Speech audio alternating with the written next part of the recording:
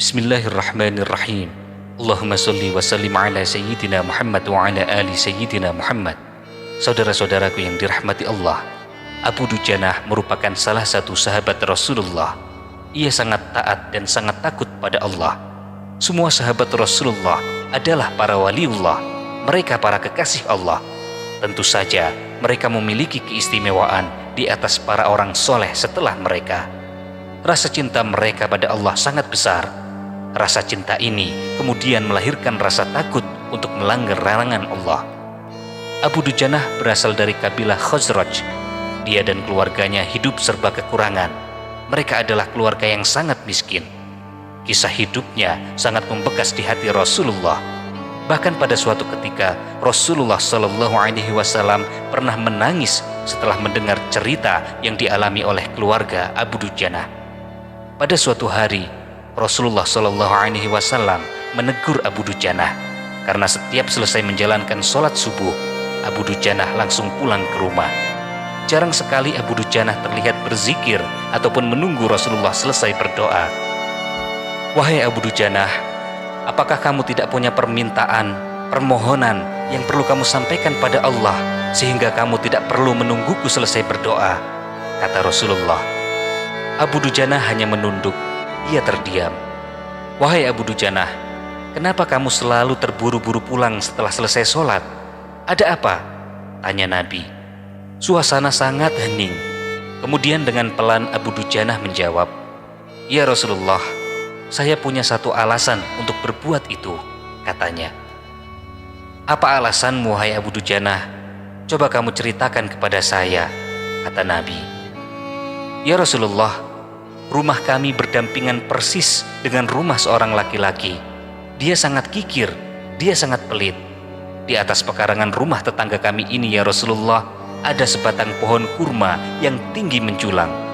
Dahannya menjuntai ke rumah kami. Setiap kali ada angin bertiup di malam hari, kurma-kurma tetangga saya itu berjatuhan dan mendarat di rumah kami, ya Rasulullah, kata Abu Dujanah mulai bercerita. Ya Rasulullah, kami adalah keluarga miskin. Anak saya sering kelaparan, kurang makan. Saat anak-anak kami bangun, ya Rasulullah, apapun yang mereka temukan, apapun yang mereka dapatkan, akan mereka makan, ya Rasulullah. Oleh karena itu, ya Rasulullah, setelah selesai sholat, saya segera pulang sebelum anak-anak saya terbangun dari tidurnya. Saya kumpulkan kurma-kurma milik tetangga saya yang berceceran di halaman rumah. Kemudian setelah terkumpul, kurma-kurma itu saya antarkan kepada pemiliknya, kata Abu Dujanah. Abu Dujanah kemudian menggeser duduknya. Kemudian dia melanjutkan ceritanya.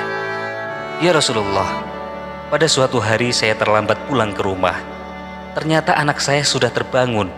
Mereka menemukan kurma tetangga yang jatuh di halaman rumah. Mereka masih kecil-kecil, ya Rasulullah. Anak saya masih kecil-kecil.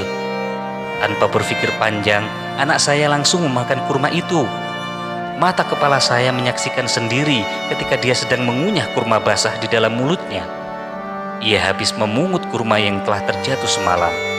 Mengetahui itu, ya Rasulullah, saya masukkan jari tangan saya ke mulut anak saya itu. Saya keluarkan apapun yang sudah dimakannya, ya Rasulullah. Saya tak pernah membiarkan anak saya memakan kurma milik orang lain. Saya tak ingin makanan haram itu menyebabkan keluarga kami mendapatkan siksaan pedih di akhirat kelak, ya Rasulullah. Saya marah, ya Rasulullah. Kemudian saya katakan kepada anak saya, Nak, janganlah kamu permalukan ayahmu ini di akhirat kelak, ya nak. Anak saya menangis. Kedua pasang kelopak matanya mengalir air mata dengan sangat deras. Dia sangat kelaparan. Ya Rasulullah, kami katakan kembali kepada anakku itu, Anakku, hingga nyawamu terlepas sekalipun, sampai kamu mati sekalipun, aku tidak akan pernah rela meninggalkan harta haram di dalam perutmu. Seluruh isi perut yang haram itu akan aku keluarkan dan akan aku kembalikan bersama kurma-kurma yang lain kepada pemiliknya. Suasana pagi itu sangat hening. Mata Rasulullah SAW berkaca-kaca mendengar pengakuan Abu Dujanah. Butiran air mata Rasulullah yang mulia berderai begitu keras. Rasulullah kemudian mencari tahu siapa sebenarnya pemilik pohon kurma yang dimaksud oleh Abu Dujanah. Abu Dujanah kemudian menjelaskan pohon kurma itu adalah milik seorang laki-laki munafik. Kemudian Nabi Muhammad mengundang pemilik pohon kurma itu. Rasulullah Shallallahu Alaihi Wasallam menawar pohon kurma miliknya dengan harga yang sangat tinggi. Rasulullah berniat untuk membeli pohon kurma itu. Aku berniat membeli pohon kurma milikmu.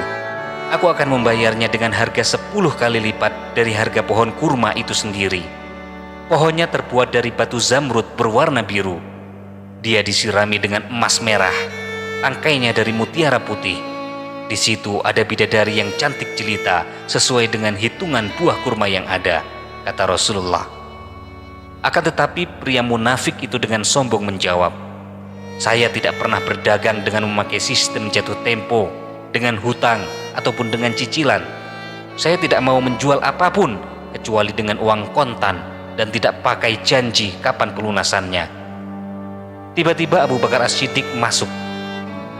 Saya akan membayarnya kontan dengan harga 10 kali lipat harga kurma yang lebih baik dari kurma milikmu, kata Abu Bakar. Pria munafik itu sangat senang. Dia setuju, kemudian menyerahkan pohon kurma miliknya kepada Abu Bakar. Selanjutnya, Abu Bakar menyerahkan pohon kurma itu kepada Abu Dujanah. Abu Bakar memberikan pohon kurma itu untuk Abu Dujanah.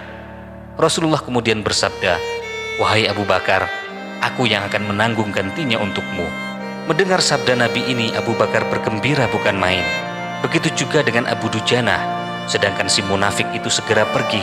Dia berjalan pulang, kemudian mendatangi istrinya. Lalu ia bercerita tentang kisah yang baru saja terjadi. Istriku, aku telah mendapatkan untung yang sangat banyak hari ini. Aku dapat 10 pohon kurma yang lebih bagus dari pohon kurma kita. Padahal kurma yang aku jual itu masih tetap berada di pekarangan rumah kita.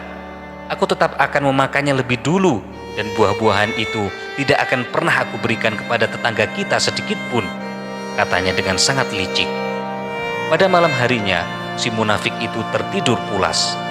Keesokan harinya dia bangun dan melihat pohon kurma yang sudah ia jual. Ternyata pohon kurma itu sudah tidak ada di tempatnya lagi. Pria munafik itu bingung.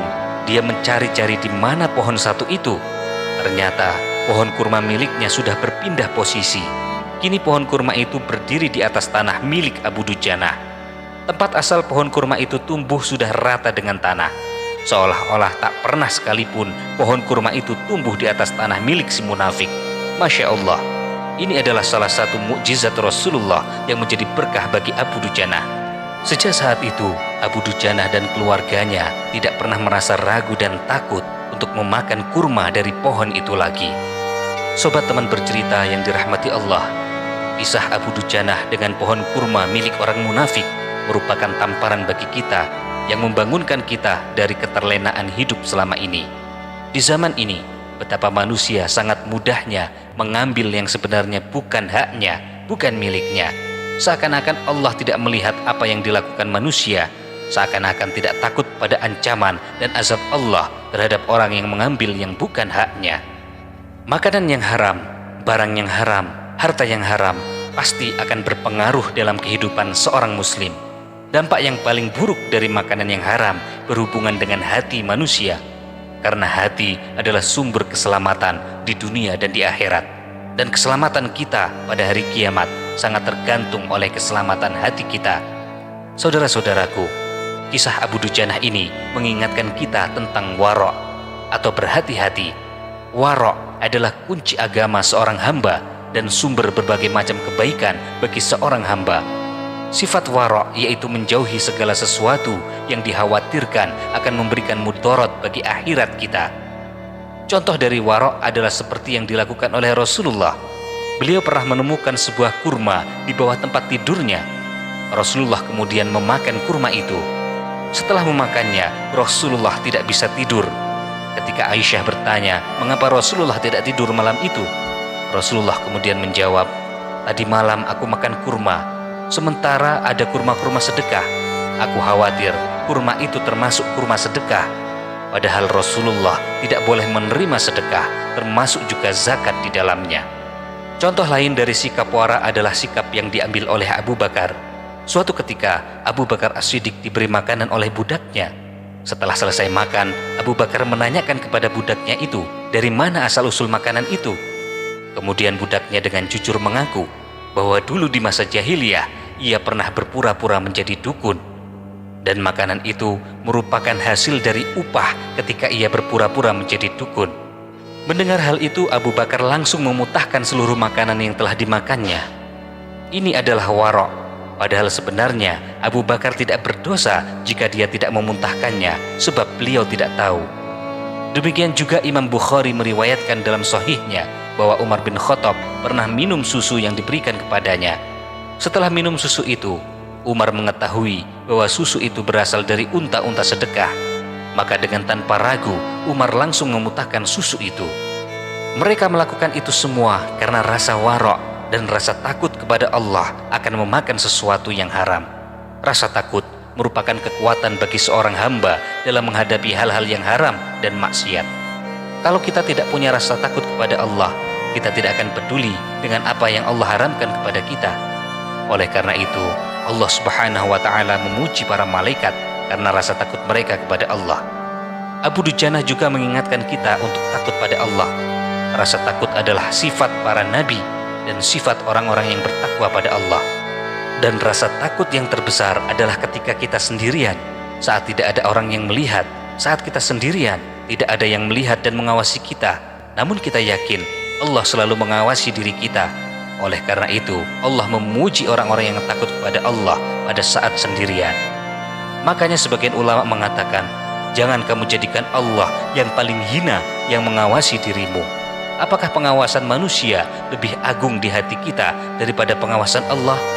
Sobat teman bercerita yang dicintai Allah, Abu Dujanah mengajari kita untuk tidak tamak. Ketamaan adalah membuat kita tidak peduli pada yang halal dan haram. Ketika seseorang tamak, dia tidak peduli dengan yang halal dan haram. Oleh karena itu, Rasulullah menyebutkan bahwa orang yang tamak lebih berbahaya daripada serigala yang dilepaskan di tengah-tengah kumpulan kambing. Ketamakan menyebabkan banyak manusia tertutup matanya. Mereka hanya memikirkan bagaimana bisa meraih kesenangan, meraih kenikmatan, mendapatkan harta, tanpa memperhatikan apakah itu halal atau haram, apakah itu dapat mendatangkan murka Allah ataukah mendatangkan ridho Allah. Untuk melawan sikap tamak yang luar biasa terhadap harta, sangat penting bagi kita untuk menyadari hakikat kehidupan dunia yang sementara. Dunia adalah sesuatu yang hina. Harta hanya akan mendatangkan hisab yang sangat berat di sisi Allah. Oleh karena itu, orang yang memahami dan sadar akan hakikat kehidupan dunia, insya Allah dia akan berhati-hati. Saudara-saudaraku yang dirahmati Allah, bahaya makanan haram untuk kehidupan kita sangatlah banyak. Seseorang yang memakan yang haram akan dicabut dari hidupnya keberkahan. Hidupnya tidak berkah dan selalu susah, selalu merasa kurang. Makanan haram akan membuat doa tidak diijabahi, tidak dikabulkan. Harta haram, makanan haram akan membuat hati kotor, hati menjadi rusak. Makanan haram akan membuat orang senang pada maksiat. Makanan haram membuat ibadah tidak diterima. Makanan yang haram membuat seseorang diazab dalam kuburnya. Makanan yang haram menghalangi orang untuk masuk surga. Rasulullah bersabda, barang siapa yang mengambil harta seorang muslim tanpa hak, maka Allah mewajibkan dia masuk neraka dan Allah haramkan ia masuk surga. Hadis riwayat Muslim dan Ahmad. Maka saudara-saudaraku, sebaiknya kita berhati-hati. Jangan sampai ada sesuatu yang haram dalam hidup kita dan keluarga kita. Semoga kita semua dimudahkan oleh Allah untuk mendapatkan sesuatu yang halal, dilancarkan rezeki kita yang halal, sehingga kita tidak perlu berpikir untuk mencari sesuatu yang haram, tidak perlu bersembunyi-sembunyi, tidak perlu takut untuk mendapatkan sesuatu yang halal. Amin amin ya rabbal alamin. Wallahu a'lam bishawab.